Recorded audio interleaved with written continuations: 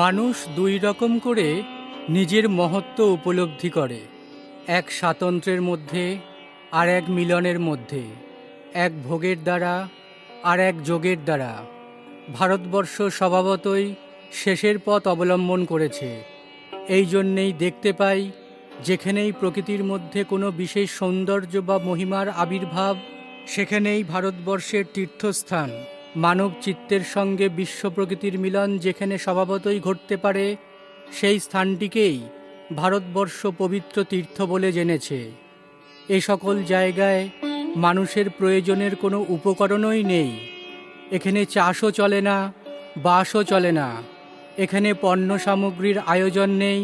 এখানে রাজার রাজধানী নয়, অন্তত সে সমস্তই এখানে মুখ্য নয়। এখানে নিখিল প্রকৃতির সঙ্গে মানুষ আপনার যোগ উপলব্ধি করে আত্মাকে সর্বগ ও বৃহৎ বলে জানে। এখানে প্রকৃতিকে নিজের প্রয়োজন সাধনের ক্ষেত্র বলে মানুষ জানে না, তাকে আত্মার উপলব্ধি সাধনের ক্ষেত্র বলেই মানুষ অনুভব করে। এজন্যেই তা পুণ্যস্থান।